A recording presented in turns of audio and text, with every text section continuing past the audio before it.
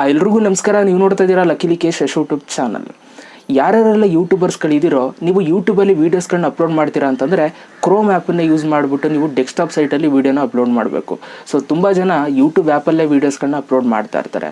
So YouTube ಆ್ಯಪಲ್ಲಿ upload ಮಾಡೋದ್ರಿಂದ ಏನು ತಪ್ಪೇನಿಲ್ಲ, ಬಟ್ ಏನಂತಂದರೆ ಕೆಲವೊಂದಷ್ಟು ಬೆನಿಫಿಟ್ಸ್ಗಳು ನಿಮಗೆ ಮಿಸ್ ಆಗುತ್ತೆ. ಏನಂತಂದರೆ ನೀವು ಯೂಟ್ಯೂಬ್ ಆ್ಯಪಲ್ಲಿ ನೀವು ಅಪ್ಲೋಡ್ ಮಾಡೋದ್ರಿಂದ ನೀವು ತಮ್ನೇಲ್ ಹಾಕೋಕ್ಕಾಗೋದಿಲ್ಲ, ಆಯಿತಾ, ಟ್ಯಾಗ್ಸ್ ಹಾಕೋಕ್ಕಾಗಲ್ಲ. ಸೊ ಈ ಥರ ನೀವು ಕೆಲವೊಂದಷ್ಟು ಸೆಟ್ಟಿಂಗ್ಸ್ಗಳನ್ನ ನೀವು ಏನೂ ಮಾಡೋಕ್ಕಾಗಲ್ಲ.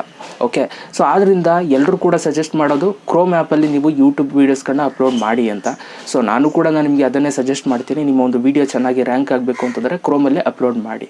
ಸೊ ನಾನು ಇದ್ರ ಬಗ್ಗೆನೂ ಕೂಡ ಒಂದು ವೀಡಿಯೋ ಮಾಡಿದ್ದೀನಿ, ಯಾವ ಥರ ನೀವು ಯೂಟ್ಯೂಬ್ ವೀಡಿಯೋನ ಕರೆಕ್ಟಾಗಿ ಅಪ್ಲೋಡ್ ಮಾಡಬೇಕು ಅಂತ. ಒಂದು 10 ನಿಮಿಷ 15 ನಿಮಿಷನೇನೋ ವೀಡಿಯೋ ಮಾಡಿ ತಿಳಿಸ್ಕೊಟ್ಟಿದ್ದೀನಿ ಲೈವ್ ಆಗಿ. ಆ ಒಂದು ವೀಡಿಯೋ ನೋಡಿಲ್ಲ ಅಂತಂದರೆ ಐ ಕಾರ್ಡ್ ಹಾಕಿರ್ತೀನಿ, ನೋಡಿ ತಿಳ್ಕೊಳ್ಳಿ.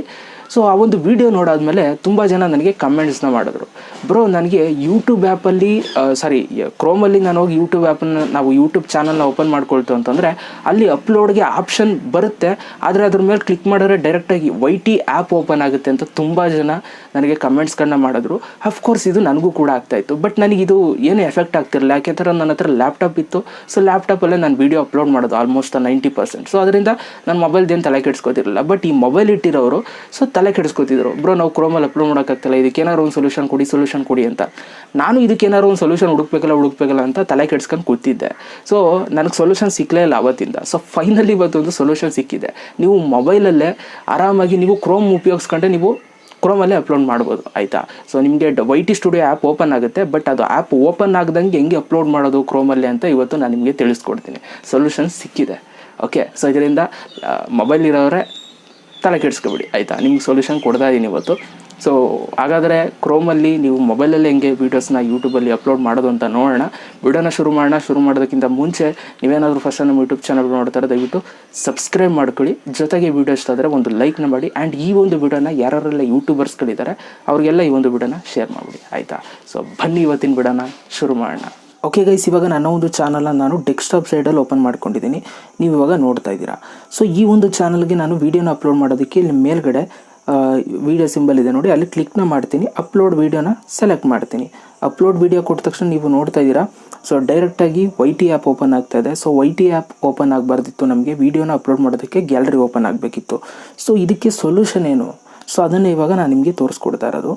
ಸೊ ಇವಾಗ ನೀವು ಡೆಸ್ಕ್ಟಾಪ್ ಸೈಟಲ್ಲಿ ನೀವು ಮೊಬೈಲಲ್ಲಿ ಅಪ್ಲೋಡ್ ಮಾಡಬೇಕು ಅಂತಂದರೆ ಸೊ ನೀವೇನು ಮಾಡಬೇಕು ಅಂತಂದರೆ ಇಲ್ಲಿ 2 ಆಪ್ಷನ್ ಇದೆ, ಕಸ್ಟಮೈಸ್ ಚಾನಲ್ ಮತ್ತು ಮ್ಯಾನೇಜ್ ವೀಡಿಯೋಸ್ ಅಂತ.